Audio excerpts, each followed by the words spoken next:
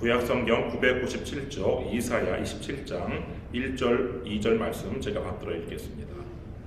그 날에 여호와께서 그의 견고하고 크고 강한 칼로 날랜 뱀 리워야단 곧 꼬불꼬불한 뱀 리워야단을 벌하시며 바다에 있는 용을 죽이시리라. 그날에 너희는 아름다운 포도원을 두고 노래를 부를지어다. 아멘.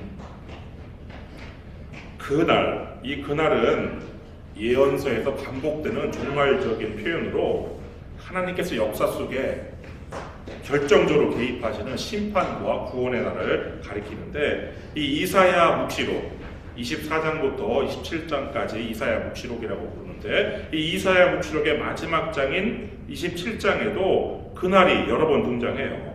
먼저 첫 번째는 1절입니다. 그날에 여호와께서 그의 견고하고 크고 강한 칼로 날랜 뱀 리워야단 곧 꼬불꼬불한 뱀 리워야단을 벌하시며 바다에 있는 용을 죽이시리라. 이 이사야 27장은 그 시 형식으로 기록되어 있는데, 이 히브리 시는요 같은 대상을 다른 표현으로 반복해서 이렇게 강조하는 그 평행법이라는 그 수사법을 사용을 해요. 그래서 이 날랜 뱀 리워야단, 꼬불꼬불한 뱀 리워야단, 바다에 있는 용, 이게 다 같은 대상을 지금 말하는 것이고, 리워야단을 벌하신다는 것과 바다에 있는 용을 죽이신다는 것, 이것 또한 같은 뜻이에요. 이 리워야단은 이 라틴어로는 레비아탄, 영어도 철자 같은데요, 레비아탄. 이 거대한 바다 괴물이에요. 근데 거대하지만 움직임이 둔하지 않고 뱀같이 빨라요. 그래서 날랜 뱀, 꼬불꼬불한 뱀 리워야단이라고 이렇게 지금 표현하고 있는데, 이 리워야단에 대해서 욥기 41장은 이렇게 묘사를 하고 있어요. 욥기 41장 15절 21절 말씀 보시면, 그의 즐비한 비늘은 그의 자랑이로다.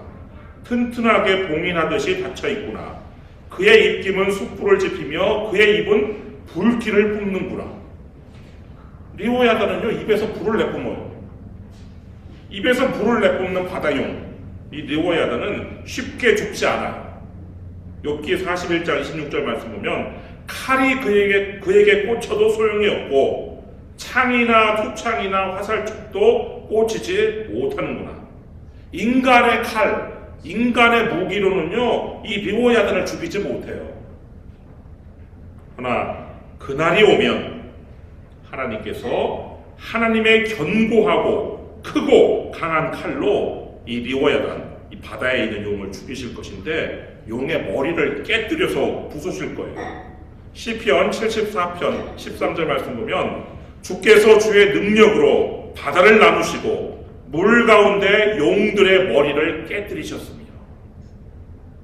근데 이러한 리워야단은요 단순한 상상 속의 괴물이 아니라 이 고대 근동 세계에서 이 아수르, 바벨론 같은 그런 하나님의 질서를 어지럽히는 혼돈 세력, 제국 세력을 상징하는 상징의 표현이에요.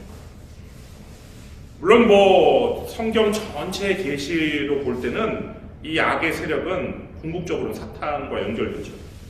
그래서 용은 요한계시록에서 하나님을 대적하고 하나님의 백성들을 막 박해하는 악한 세력을 상징하는 그런 존재로 나오는데, 요한계시록 12장 9절 말씀 보면, 큰 용이 내쫓기니 옛 뱀 곧 마귀라고도 하고 사탄이라고도 하며 온 천하를 꿰는 자라. 그가 땅으로 내쫓기니 그의 사자들도 그와 함께 내쫓기니라.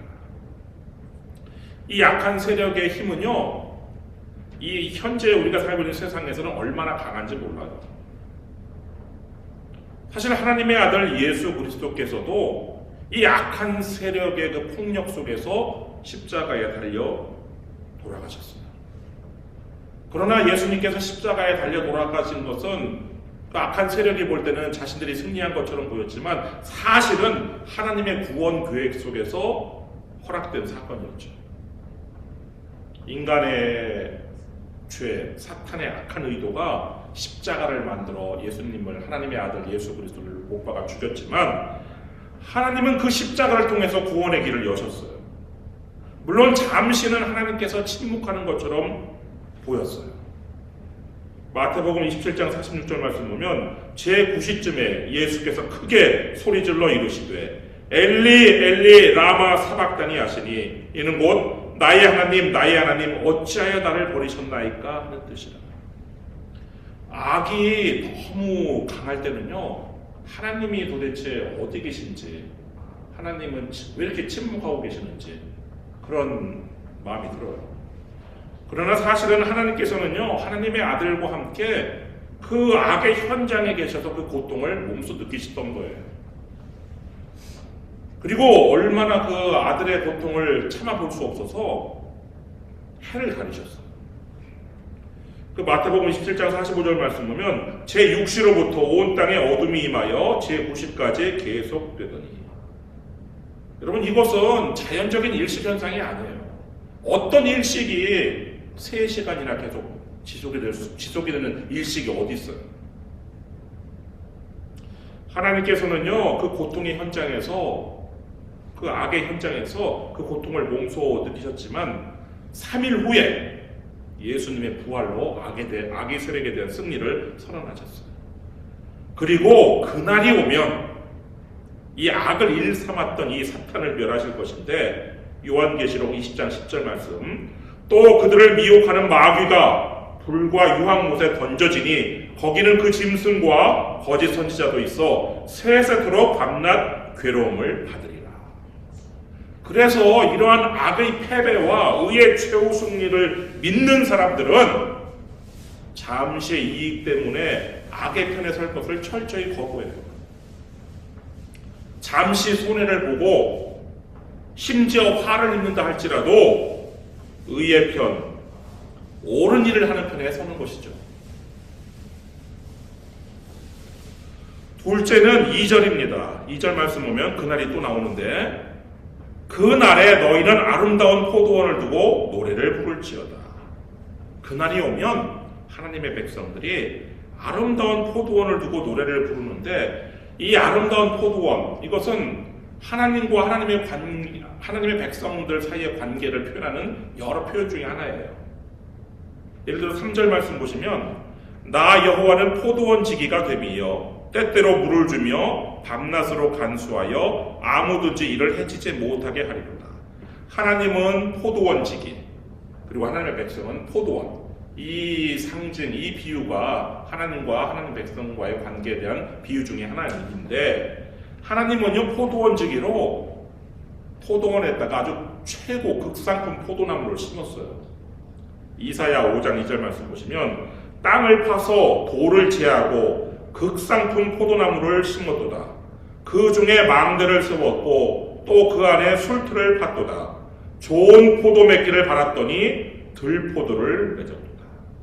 극상품 포도나무를 심은 이 포도원 지기는요, 좋은 포도가 열리도록 때를 맞추어서 물을 주고 아무도 포도나무를 해치지 못하도록 망대를 세우고 밤에도 자지 않고 밤낮으로 돌보았어요. 그리고 이제 좋은 포도가 생산되면 이 포도 가지고 좋은 포도주를 빚어야지 하면서 또 좋은 술틀도 미리 다 팔아놨어요. 드디어 수확철이 다가왔어요. 이게 웬일입니까? 극상품 포도나무를 심었고 그렇게 지극정성으로 돌봐주었는데 열린 것이라고는 들포도뿐이었어요. 들포도는 단순히 야생포도가 아니에요. 악취가 나고 썩어서 먹을 수 없는 포도, 변질된 열매, 쓸모없는 열매라는 거예요. 이사야 5장 7절 말씀 보시면 물은 만군의 여호와의 포도원은 이스라엘 족속이요 그가 기뻐하시는 나무는 유다 사람이라. 그들에게 정의를 바라셨더니 도리어 포악이요 그들에게 공의를 바라셨더니 도리어 부르짖음이었도다. 하나님께서 하나님의 백성들에게 바라셨던 열매는 정의와 공의예요. 그런데 이스라엘 백성이 맺은 열매는 포악과 부르짖음이었어요. 하나님께서는 하나님의 백성들이 선한 일을 하고 옳은 일을 하기를 기대하셨는데 이 이스라엘 족속들은 악한 짓을 일삼고 그릇된 일을 했어요. 여러분, 이제 포도원 지기가 이 들포도를 맺은 이 포도원을 어떻게 해야 할까요?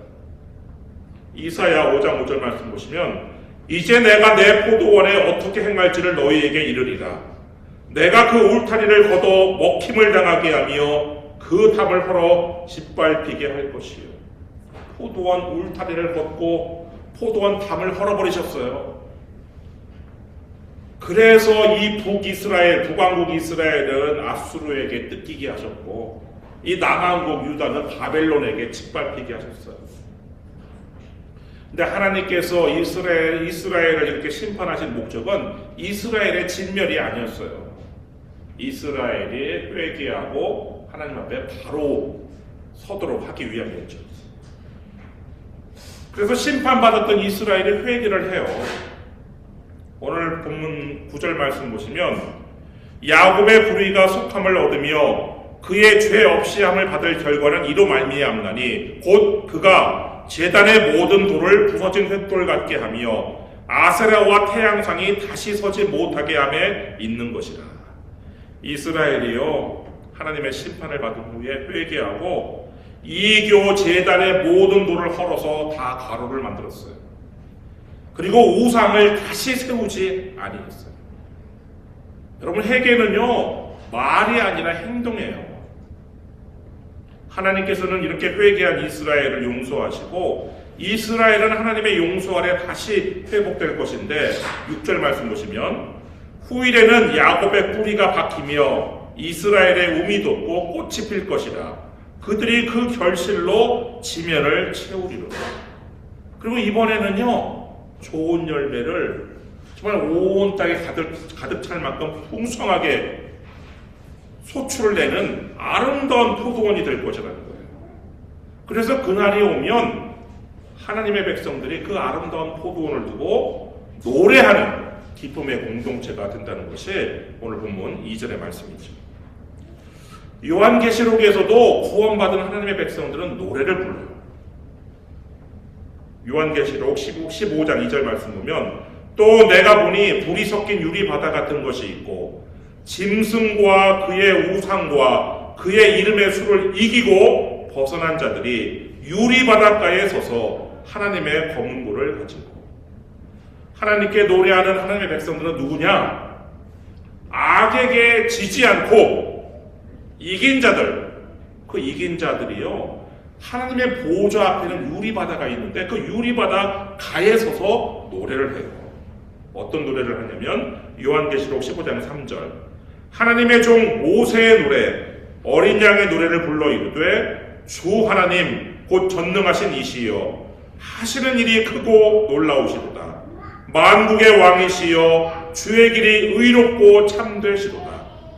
악에게서 벗어난 자들이 어떤 노래를 부르냐면 모세의 노래, 어린 양의 노래를 불러요. 모세는 이스라엘 백성들을 출애굽해서 저 바닷가까지 왔어요. 근데 앞에는 바다요, 뒤에는 애국 군대가 쫓아와요. 그 상황 속에서 하나님의 명령으로 바다에 손을 들어서 바다가 갈라지고 그 바다 한가운데를 마른 땅으로 건넜죠. 애굽 사람들은 뒤를 쫓아오다가 하나님께서 물을 합치시는 바람에 전부 다 수장이 되었어요. 그때에 그 바닷가에 서서 하나님께 노래를 했어요. 출애굽기 15장 1절 말씀 보면 이때에 모세와 이스라엘 자손이 이 노래로 여호와께 노래하니 일렀으되 내가 여호와를 찬송하리니 그는 높고 영화로우심이요 말과 그 탄자를 바다에 던지셨음이로다. 그렇게 시작한 모세의 노래는요 무려 18절까지 이어져요. 출애굽기 15장 18절 말씀 보면 여호와께서 영원 무궁하도록 다스리시도다 하였더라. 이 모세의 노래는 악의 손아귀에서 벗어난 구원받은 백성들이 그냥 너나 할 것 없이 하나가 되어서 기뻐하며 바닷가에서 불렀던 노래예요. 이 출애굽한 다음에 이 모세가 홍해의 구원을 노래하였듯이 이 종말에 이 성도들은 어린 양의 피로 이루어진 구원을 노래할 것인데 요한계시록 12장 11절 말씀 보면 또 우리 형제들이 어린 양의 피와 자기들이 증언하는 말씀으로써 그를 이겼으니 그들은 죽기까지 자기들의 생명을 아끼지 아니하였도다.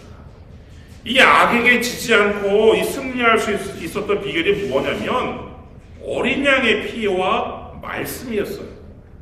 그 어린 양의 피와 말씀으로 그 용을 이겼던 것인데, 이 어린 양의 피로 우리가 정결하게 되고 이 말씀이라는 성령의 검으로 싸워 승리할 수 있었던 거예요. 그리고 그들이 불렀던 노래가 바로 어린 양의 노래인데, 바로 하나님을 찬양하는 내용이죠. 요한계시록 15장 4절 말씀 보면, 주여 누가 주의 이름을 두려워하지 아니하며 영화롭게 하지 아니하오리이까? 오직 주만 거룩하시니이다. 주의 의로우신 일이 나타났음에 만국이 와서 주께 경배하리이다. 그 어린 양의 노래, 모세의 노래의 결론은요, 모든 민족이 와서 거룩하신 하나님께 경배할 것이라는 거예요. 여러분, 그날이 오면요, 구원받은 하나님의 백성들이 모두 다 하나님 앞에 나와서 하나님께 예배할 것인데, 오늘 본문 13절 말씀도 보시면, 그날에 큰 나팔을 불리니 아수르 땅에서 멸망하는 자들과 애굽 땅으로 쫓겨난 자들이 돌아와서 예루살렘 성산에서 여호와께 예배하리라. 하나님께서요, 동쪽 아수르, 남쪽 애굽 땅에 흩어진 백성들을 전부 다 불러 모으셔요. 그때 하나님께서 큰 나팔을 불 건데, 그러면 그들이 다 모여서 하나님께 예배의 자리로 나오는데, 이 약속은요, 신약에서는 예수님의 재림과 함께 이루어질 것인데, 마태복음 24장 31절 말씀 보면, 그가 큰 나팔 소리와 함께 천사들을 보내리니 그들이 그의 택하신 자들을 하늘 이 끝에서 저 끝까지 사방에서 모으리라. 그렇게 해서 모아진 모든 하나님의 택하신 자들이, 예수님의 택하신 자들이 이제 공중에서 예수님을 찬양하고 하나님께 예배하는 것이죠. 여러분, 그날이 오면 하나님은 악을 끝내시고 하나님의 백성을 회복시키시며 마침내 예배로 인도하셔요. 여러분 모두 의의 최후 승리를 믿으시고 악에게 굴복하지 마시며 의의 길, 옳은 길을 따르시기를 주님의 이름으로 축원합니다. 기도하겠습니다.